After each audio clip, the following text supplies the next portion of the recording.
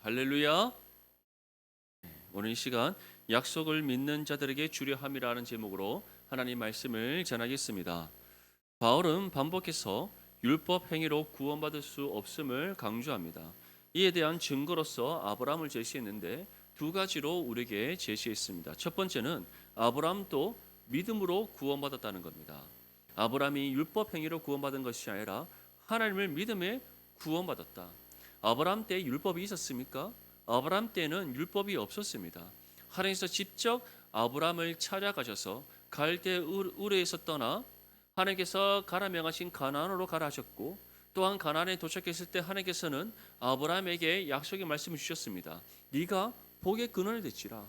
너를 통해서 너의 자손들이 물벌과 같이 많게 하고 이방인들도 너를 통해 구원받게 할 것이다. 바로 그 약속의 말씀을 주셨습니다. 이를 통해 무엇을 우리에게 증명해 보셨습니까? 아브라함도 믿음으로 구원받았다. 그가 만약에 믿음이 없었다면 어찌 갈대아 우르에서 약속의 땅 가나안까지 아주 그 먼 길을 떠나서 그가 하나님의 뜻에 순종함으로 나아갈 수 있었겠습니까? 또는 그에게 주어진 독자 아들 이삭을 어찌 하나님께 드리려고 할 수 있었겠습니까? 모든 것이 하나님을 믿음으로 일어난 아브라함의 순종의 행위였습니다. 믿습니까? 이처럼 아브라함도 율법의 행위가 아니라 믿음으로 구원받았다. 두 번째는 이방도 믿음으로 구원받음을 아브라함에게 약속했다는 겁니다. 하나님께서는 단순히 정말 너가 복의 근원이 될 것이다 라고 하신 것이 아니라 복의 근원이 무엇인지에 대해서 말씀하셨습니다. 그것은 너가 나를 믿음으로 구원받듯이 너의 자손들도 나를 믿음으로 구원받고 이방인들도 나를 믿음으로 구원받는다. 하나님께서는 이 약속의 말씀을 주시고 이제 약 10년이 지난 이후에 아브라함에게 한 가지를 행하라 하셨습니다. 바로 하나님께서 아브라함에게 주신 약속의 증표로서 할례를 행하라 하셨습니다. 근데 그 할례를 행할 때에 아브라함만 할례를 받았습니까? 아닙니다. 아브라함에게 속한 모든 식솔들, 그 중에 남자들은 다 할례를 받았습니다. 그 사람들 중에는 이방인들도 있었습니다. 이것이 무엇을 의미합니까? 이미 하나님께서는 아브라함 때에도 아브라함의 장막에 속한 모든 사람, 그것이 아브라함의 친척이든 아니면 아브라함의 종인 이방인들 상관없이 아브라함이 하나님을 믿은 것 같이 그들도 하나님을 믿음으로 구원받게 하시는 은혜를 베풀어 주셨음에 대한 증거인 것입니다. 사랑하는 성도 여러분, 이처럼 아브라함이 율법 행위가 아니라 하나님을 믿음으로 구원받듯이 우리 또한 우리의 유일한 구속주이며 구원자이신 예수님을 믿음으로 구원받았다는 사실을 분명히 믿을 수 있는 소망합니다. 그래서 구원은 어느 누구도 율법의 행위나 사람의 전통을 따라 받을 수가 없습니다. 예수님께서 우리의 죄값을 십자가 위에서 갚으셨기에, 예수님께서 죽음을 이기시고 부활하셔서 하나님의 구원을 이루셨기에 오직 예수님을 믿음으로 구원받고 이것이 우리에게 구원을 베푸시는 하나님의 유일한 방법임을 믿을 수 있기를 소망합니다.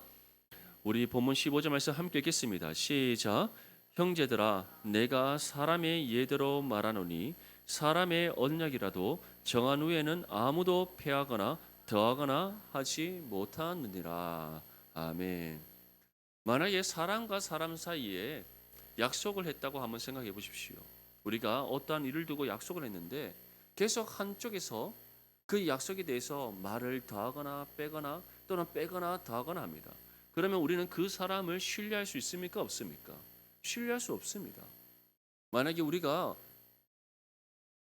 어떠한 업체와 계약을 맺는데 우리가 서로 합의하여 계약서를 작성했습니다.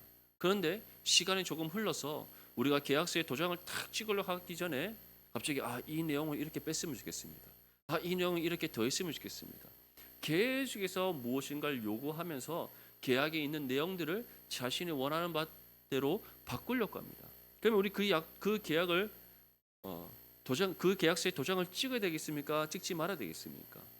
당연히 찍지 않아야 되지 않겠습니까? 왜냐하면 그렇게 계속해서 말을 바꾸고 무엇인가 더하거나 빼려고 하는 그 사람을 우리는 신뢰할 수가 없기 때문입니다. 사람과 사람 사이에서도 약속을 할 때는 약속한 바대로 지켜야 되고 무엇인가 계약을 맺으러 갈 때도 서로 합의된 그 계약의 내용대로 우리는 계약을 해야 됩니다. 만약에 그 내용에 대해서 무엇인가를 더하거나 빼려고 한다면 우리는 그 사람을 신뢰할 수 없기 때문에 그 사람과 약속을 이행할 수가 없고 그 사람과 우리는 계약을 맺을 수가 없는 겁니다. 그렇다면 만약 하나님이 우리와 약속을 하셨다. 어떻겠습니까? 하나님께서 우리와 맺으신 약속은 1.1에게 틀린 데 없이 그 어떤 것도 더하거나 빼거나 하는 것이 없이 하나님께서 우리에게 약속하신 바대로 이루어진다는 사실을 믿으시길 소망합니다. 무엇보다 중요한 것은 우리 쪽에서 하나님께 무엇인가를 요구할 수 없습니다. 무엇인가 우리 쪽에서 더하거나 빼거나 할 수 없습니다. 그 이유가 무엇입니까? 하나님의 언약은 하나님과 우리 간의 상호 간에 맺는 것이지만 그 언약의 주체가 누구이시기 때문입니까? 하나님이시기 때문입니다. 믿습니까? 하나님께서 아브라함에게 약속할 때 아브라함과 언약을 맺으실 때에 하나님께서 원하시는 것은 이것이고 아브라함이 원하는 것은 이것이고 그래서 서로 합의하여서 언약을 맺었습니까? 아니면 하나님께서 아브라함에게 일방적으로 찾아오셔서 일방적으로 언약을 맺으셨습니까? 일방적인 겁니다. 갈대아 우르에서 하나님을 알지 못한 채 살아가고 있던 아브라함이었습니다. 그런 아브라함에게 찾아오셔서 하나님께서 너의 본토 아비의 집을 떠나 내가 가라 명한 가나안으로 가라 하셨습니다. 하나님께서 아브라함에게 네가 복의 근원을 될 것이고 내가 너에게 아들을 줄 것이며 그 아들을 통하여 너희 자손이 뭇별과 같이 많게 하겠다 말씀하셨습니다. 그 말씀을 하셨을 때 아브라함이 원하는 바 뜻대로 하나님께서 어떤 것을 들어주시며 그 언약을 맺으셨습니까? 아니면 하나님께서 아브라함에게 일방적으로 주신 약속의 말씀이었습니까? 하나님께서 아브라함의 뜻을 묻지 않으시고 아브라함을 향하여 주신 일반적인 약속의 말씀이었습니다. 하지만 그 약속의 말씀이 우리에게 어떠한 불편함을 준다거나 우리에게 어떠한 불이익을 준다거나 아니면 우리에게 어떠한 강압적인 그런 말씀입니까? 아닙니다. 우리를 향한 하나님의 선하시고 기쁘신 뜻 가운데 주어진 언약이요. 우리를 향한 그 크신 사랑 안에서 우리에게 주시는 언약이기 때문에 하나님께서 우리에게 주시는 그 언약은 너무나도 선하시고 의로우시며 우리가 받기에 마땅한 하나님의 약속의 말씀임을 믿으시기 소망합니다. 그래서 바울은 이와 같이 우리에게 전합니다. 사람의 언약이라도 정한 후에는 아무나 패하거나 더하거나 하지 못한다. 하물며 약속하신 바대로 반드시 이루시는 신실하신 하나님께서 주신 약속의 말씀인데 어떻게 더하거나 빼거나 또는 패하여 줄 수 있겠느냐라고 우리에게 말씀하고 있는 겁니다. 사랑하는 성도 여러분, 지금도 하나님은 살아계시고 우리에게 기록된 이 말씀을 통해 약속의 말씀을 주시는 하나님이십니다. 그 하나님께서 우리 주신 약속의 말씀 반드시 이루어짐을 믿으시고 소망합니다. 왜냐하면 우리가 원하기에 받은 말씀이 아니라 하나님께서 우리의 삶을 향한 선하시고 기쁘신 뜻 가운데 주신 약속의 말씀이기 때문입니다. 그래서 언약의 주체가 신실하신 하나님이시기에 하나님께서 우리에게 일방적으로 맺어주신 약속의 말씀이며 우리에게 일방적으로 주신 약속의 말씀이기에 그 말씀은 반드시 하나님의 때에 성취됨을 믿으시길 소망합니다. 무엇보다 선하시고 의로우신 하나님께서 우리에게 주신 약속의 말씀이고 우리를 향한 그 크신 사랑 가운데 주신 약속의 말씀이기에 그 약속의 말씀이 성취되는 결과 또한 가장 은혜롭고 우리에게 가장 큰 기쁨을 주는 약속의 말씀임을 믿으시기를 소망합니다. 우리 16절과 17절 말씀 함께 읽겠습니다. 시작. 이 약속들은 아브라함과 그 자손에게 말씀하신 것인데 여럿을 가리켜 그 자손들이라 하지 아니하시고 오직 한 사람을 가리켜 내 자손이라 하셨으니 곧 그리스도라. 내가 이것을 말하노니 하나님께서 미리 정하신 언약을 430년 후에 생긴 율법이 폐기하지 못하고 그 약속을 헛되게 하지 못하리라. 아멘. 하나님께서 주신 이 약속들은 아브라함과 그 자손에게 말씀하신 것이다. 그 자손들이 누구겠습니까? 아브라함의 혈통을 따르는 자손입니까? 아니면 아브라함의 믿음의 계보를 따르는 자손들입니까? 아브라함의 믿음의 계보를 따르는 자손들입니다. 이스라엘 백성들은 아브라함의 자손이라 한다면 혈통을 따른 자손이라 생각합니다. 아브라함, 이삭, 야곱, 요셉 그리고 그의 또 야곱의 12아들로부터 비롯되어지는 모든 이스라엘 지파들, 다시 말해 아브라함의 혈통을 따라 그들은 선택받은 민족이요, 그래서 구원은 오직 유대인들에게만 속한 것이다라고 그들은 여겼습니다. 하지만 하나님께서는 그렇게 말씀하지 않았습니다. 아브라함이 하나님을 믿음에 구원받았고 그 믿음의 계보를 따라 하나님께서는 아브라함에게 복의 근원이 되게 하신다. 네가 하나님을 믿음으로 구원받았듯이 오직 너와 같은 믿음으로 하나님을 믿는 사람만이 구원받고 구원받은 하나님의 자녀만이 아브라함의 자손이다라고 하나님께서는 말씀하신 겁니다. 그래서 저와 여러분들 또한 아브라함의 믿음의 계보에 속한 믿음의 자손임을 믿으시기를 간절히 소망합니다. 그런데 하나님께서는 이와 같이 아브라함과 그 자손에게 주신 약속의 말씀, 아브라함의 자손이 무별과 같이 많게 하시겠다, 우리를 통해 이방인들이 구원받게 하시겠다, 그 약속의 말씀이 누구를 통해 이루어지게 하셨다라고 말씀하고 있습니까? 오직 한 사람, 말씀이 육신에 되어 이 땅 가운데 오신 우리 주 예수 그리스도이심을 믿으실 소망합니다. 결국 아브라함의 독자 이삭도 누구를 예표하는 겁니까? 하나님의 독생자 예수 그리스도를 예표했던 겁니다. 모리아산에서 아브라함이 이삭을 하나님께 드릴 때에 그 번제단에 드려지는 이삭의 모습이 앞으로 장차 누구를 위한 예표적인 모습이었습니까? 우리 주 예수 그리스도의 십자가의 모습을 예표하는 겁니다. 아브라함이 독자 이삭을 하나님께 드리는 것, 다시 말해 하나님 아버지께서 그의 독생자 예수 그리스도를 우리를 구원하시기 위해 거룩한 속죄 제사의 희생 제물로 드리시는 그 예표적인 모습을 나타내 보이셨던 겁니다. 그래서 하나님께서는 아브라함의 그 칼든 손을 멈추게 하시고 이삭을 대신하여 그 번제단에 드려질 제물을 하나님께서는 예비하셨는데 그 제물이 어떻게 되어 있더라? 나뭇가지 사이에 걸려있던 한 양이 있더라. 믿습니까? 사랑하는 성도 여러분, 이처럼 하나님께서는 이미 아브라함의 모든 삶의 여정 속에서 이 땅 가운데 우리를 위하여 구원을 이루신 예수 그리스도에 관한 모든 것을 나타내 보이셨던 겁니다. 그래서 성경은 오직 한 사람을 가리켜 내 자손이라 하며 그 한 자손을 통하여 구원을 이루신다 하셨는데 그 사람이 누구시다? 말씀이 육신이 되어 이 땅 가운데 오신 그리스도라 믿으실 소망합니다. 이처럼 아브라함은 하나님을 믿음으로 구원받았고 그 믿음의 계보가 아브라함으로부터 시작되었습니다.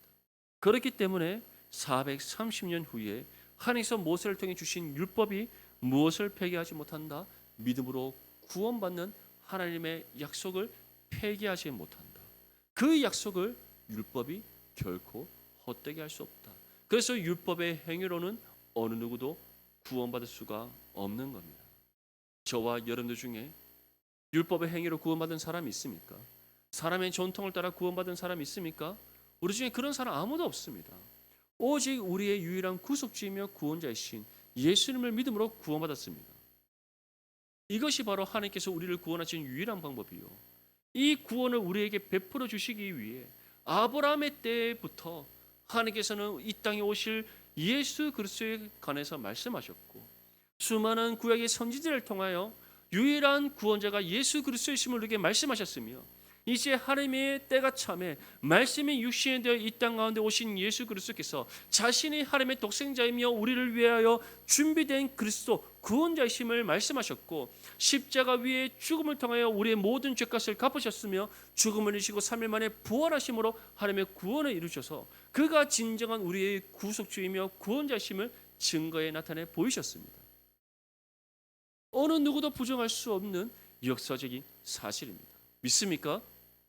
그 예수님을 우리는 믿음으로 구원받았고 그렇기 때문에 우리에게 임한 구원은 무엇이다? 하나님 은혜의 선물인 겁니다. 이 은혜를 받은 거룩한 하나님의 자녀로서 언제나 하나님께 감사와 영광과 찬송을 올려드리는 저와 여러분들의 삶이 될 수 있기를 간절히 소망합니다. 무엇보다 우리에게 이 믿음이 있다면 우리는 결코 세상의 유혹 가운데 흔들리지 않습니다. 세상은 끊임없이 우리에게 무엇을 유혹합니까? 우리 눈에 보이고 손에 잡히고 몸으로 경험되어지는 것들만이 전부라고 우리에게 말합니다. 그래서 하나님의 존재를 계속해서 부정하게 만들고 믿음의 성도들로 하여금은 세상과 타협하도록 만듭니다. 오늘날 이 시대에 돈이면 다 되는 것처럼 우리의 눈을 가립니다. 요즘 이 세상에서 세상과 적당히 타협하지 않고서는 살아갈 수 없는 것처럼 우리의 생각과 마음을 계속해서 흔듭니다. 한번 생각해 보십시오. 우리가 정말 하나님의 말씀의 뜻대로 살아가기 위하여 믿음으로 순종하고자 한다면, 세상과 타협하지 않는다면 우리가 이 땅에서 내가 원하는 바 뜻을 이루는 삶을 살아갈 수 있겠습니까? 하나님을 알지 못하는 사람들, 육체의 욕심과 배부름을 쫓아 끊임없이 세상의 방법을 쫓아 살아가는 그 사람들, 그들처럼 우리가 이 땅에 많은 부를 축적하고 우리가 세상으로부터 명예와 또는 어떠한 인정을 받으며 살아갈 수 있겠습니까? 안타깝게도 하나님의 말씀의 뜻을 온전히 삶으로 살아내는 삶은 세상에서 우리가 많은 윤택함을 내려놔야 되는 삶입니다. 세상에서 얻을 수 있는 부와 명예와 권력을 내려놓고 포기해야 하는 삶입니다. 오히려 세상으로부터 손가락질 받는 삶이 될 수가 있고 세상으로부터 여러 가지 환난과 핍박과 고난과 고통을 겪는 삶이 될 것이며 세상의 미움을 받는 삶이 될 것입니다. 왜냐하면 우리가 하나님의 말씀의 뜻대로 살아가면 살아갈수록 우리를 통해 하나님의 영광의 빛이 비추어서 세상의 어둠과 죄악과 모든 악함이 드러나기 때문입니다. 그들의 모든 죄의 수치가 숨겨지지 않기 때문입니다. 그래서 세상은 그 모든 것들을 감추기 위하여 우리를 미워하고 공격합니다. 그뿐만 아니라 하나님의 말씀의 뜻대로 우리가 살아가고자 한다면 세상과 타협할 수가 없습니다. 육체의 원하는 바 욕심을 쫓아 살아갈 수 없습니다. 세상의 방법을 붙잡아서는 안 됩니다. 그렇게 될 때 우리는 세상에서 많은 것을 포기해야 되고 세상에서 많은 것을 내려놓아야 됩니다. 세상은 그런 우리의 삶을 가리켜 어리석다라고 말하고 왜 그렇게 사느냐라고 우리를 향해 손가락질하고 비난할지 모르나 그러한 우리의 삶을 하나님께서는 기뻐하시고 착하고 충성된 종이라 칭찬하는 믿음의 삶임을 믿으시기를 소망합니다. 그것이 바로 아브라함처럼 하나님을 믿음으로 구원받은 믿음의 성도들이 살아가야 될 삶인 겁니다.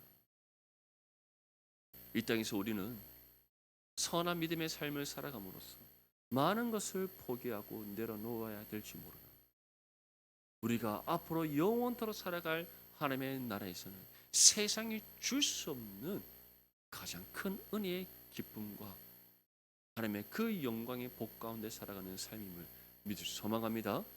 그래서 우리는 잠시 머물다 떠날 나그네와 같은 이 땅에서의 삶에서 얽매여 살아갈 이유가 없는 겁니다. 영원한 하나님의 나라의 소망 굳게 붙잡고 선한 믿음의 삶을 힘써 살아가는 저와 여러분들의 삶이 되시기를 축복합니다. 우리 18절에서부터 20절까지 말씀 함께 읽겠습니다. 시작. 만일 그 유업이 율법에서 난 것이며 약속에서 난 것이 아니리라. 그러나 하나님의 약속으로 말미암아 아브라함에게 주신 것이라. 그런즉 율법은 무엇이냐? 범법함으로 더하여진 것이라. 천사들을 통하여 한 중보자의 손으로 베푸신 것인데 약속하신 자손이 오시기까지 있을 것이라. 그 중보자는 한편만 위한 자가 아니나 하나님은 한 분이시라. 아멘.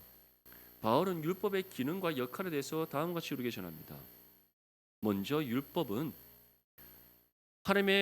하나님께서 우리에게 주신 유업, 하나님의 나라의 유업은 율법에서 난 것이 아니다.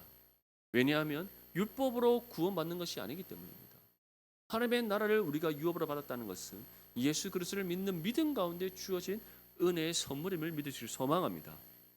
왜냐하면 구원과 함께 우리에게 주어지는 것이 하나님의 나라를 유업으로 받는 은혜이기 때문입니다.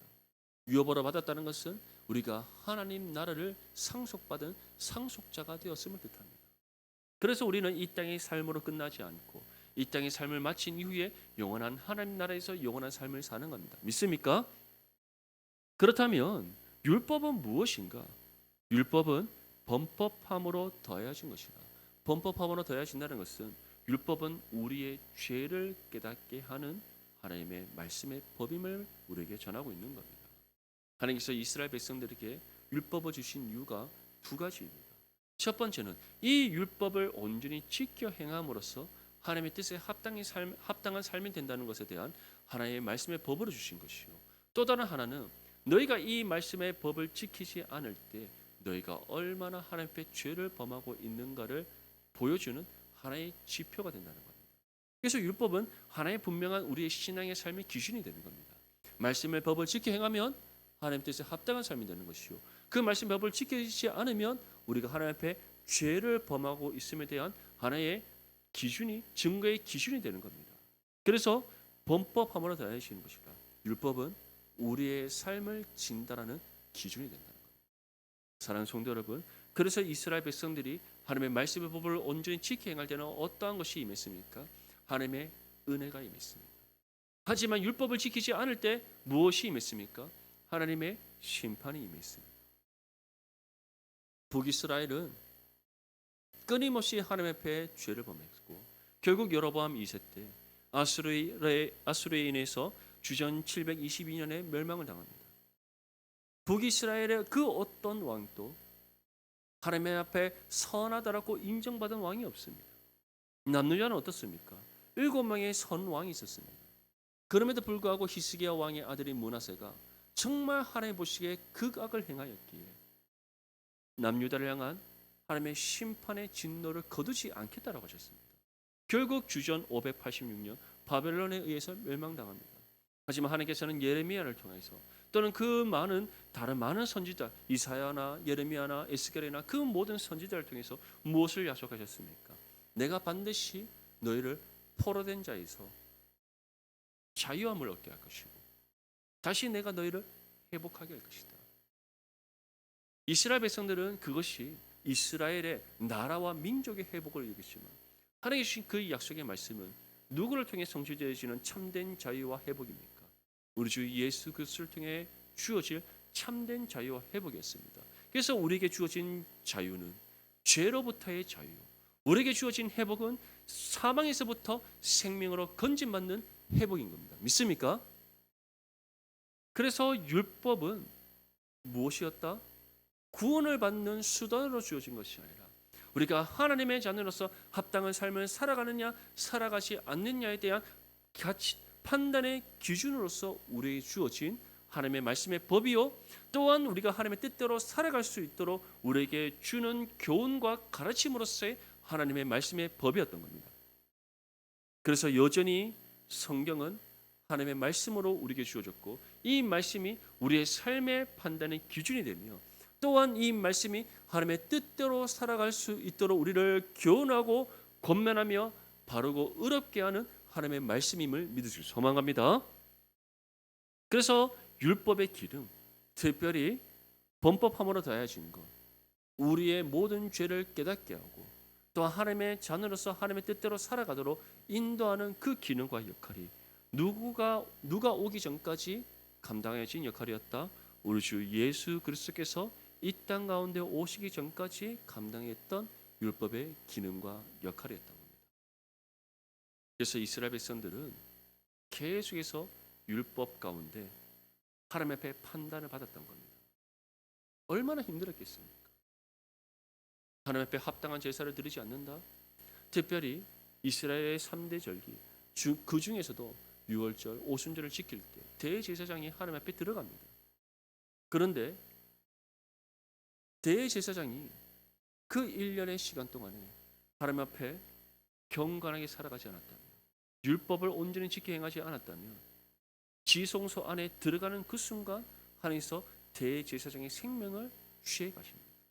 그래서 대제사장이 지성소 안에 들어갈 때는 제사장의 옷 끝에 보면 방울이 달려 있습니다. 그리고 발에는 끈을 묶어서 들어갑니다. 만약에 방울 소리가 들리지 않으면 무엇입니까? 하나님께서 대제사장의 생명을 취해 가신 겁니다. 그래서 밖에 있는 제사장들이 줄을 잡아당겨서 그 시신을 거둡니다. 방울 소리가 들리면 어떠한 겁니까? 지성소 안에서 모든 이스라엘 백성들을 위하여 하나님 앞에 거룩한 속죄제를 드리고 있음을 지금 알려주고 있는 겁니다. 그만큼 이스라엘 백성들, 말씀이 육신되어 이 땅에 오신 예수 그리스도께서 구원을 이루시기 전까지는 율법에 속박되어 살았습니다. 율법의 판단을 날마다 받으며 살았던 겁니다. 하지만 더 이상 율법은 우리를 판단하지 않습니다. 오히려 율법은 우리의 죄를 깨닫게 하고 하나님 앞에 회개의 자리에 나오는 은혜의 법이 되었으며, 그 말씀의 법을 지켜 행하는 삶일 때는 착하고 충성된 이라 칭찬받으며 하나님의 뜻을 이루는 거룩한 은혜의 삶이 되게 하는 거룩하고 은혜의 법으로 우리에게 주어졌음을 믿으시길 소망합니다. 이 일을 우리 가운데 행하시기 위하여 오신 분이 누구시다? 바로 하나님의 독생자이신 우리 주 예수 그리스도인 겁니다. 사랑하는 성도 여러분, 정말 우리가 이와 같은 은혜의 언약 속에 있다는 것, 세상 그 무엇보다 가장 큰 은혜와 복임을 믿으시기를 소망합니다. 우리 마지막으로 21절과 22절 말씀 함께 읽겠습니다. 시작. 그러면 율법이 하나님의 약속들과 반대되는 것이냐? 결코 그럴 수 없느니라. 만일 능히 살게 하는 율법을 주셨더라면 의가 반드시 율법으로 말미암았으리라. 그러나 성경이 모든 것을 죄 아래에 가두었으니 이는 예수 그리스도를 믿음으로 말미암는 약속을 믿는 자들에게 주려 함이라. 아멘. 율법은 하나님의 약속들과 반대되지 않습니다. 왜냐하면 하나님께서는 율법을 통해서도 약속을 주셨기 때문입니다. 내가 준 이 모든 율법을 온전히 지켜 행한다. 하나님께서는 이스라엘에게 무엇을 약속하셨습니까? 구원을 약속하셨습니다. 하지만 이스라엘 백성들이 율법을 온전히 지켜 행할 수 있었습니까? 없었습니까? 없었습니다. 그것을 아시는 하나님이셨기 때문에 구약의 율법의 모든 제사에는 반드시 무엇이 들어가 있습니까?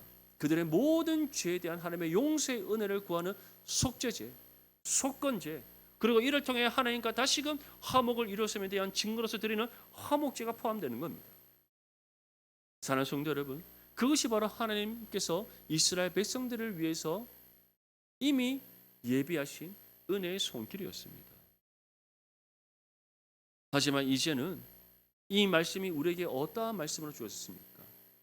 구약의 이스라엘 백성들처럼 지키지 않으면 심판받는 약속이 아닙니다.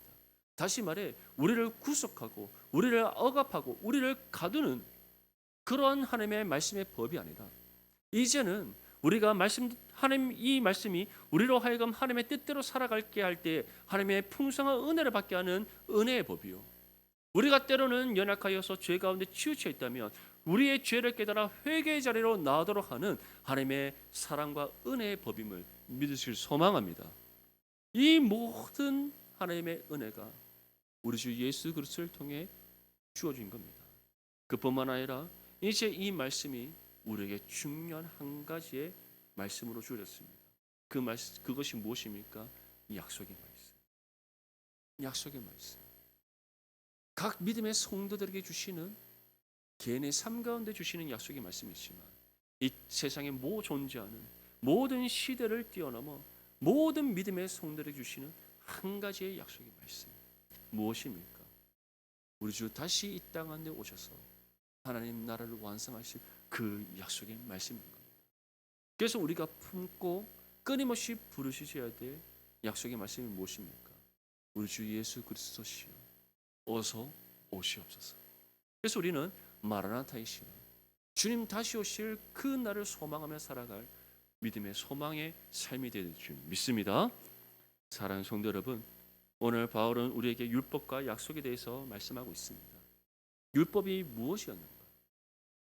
예수님께서 이 땅 가운데 오시기 이전에는 이스라엘 백성들을 억압하였던 하나님 말씀의 법이었지만 이제는 이 말씀이 우리에게 예수 그리스도를 향한 약속의 말씀을 주어줬고, 우리가 하나님의 자녀로서 합당히 살아갈 수 있도록 우리를 교훈하고 권면하며 정말 우리로 하여금 회복시키시는 하나님의 은혜의 약속의 말씀으로 주었음을 믿으시고 소망합니다. 그래서 우리에게 주어진 정말 이 하나님의 말씀을 삶으로 온전히 살아내요 하나님의 은혜의 풍성한 믿음의 삶이 되시기를 소망합니다. 그뿐만 아니라 우리 모두에게 주신 하나의 약속의 말씀, 주님 다시 오실 그 날을 향한 그 약속의 말씀 굳게 붙잡고 주님 다시 오시기를 준비하고 곧게 하는데 교회에 쓰임받는 저와 여러분들의 삶이 될 수 있기를 주님의 이름으로 축복합니다.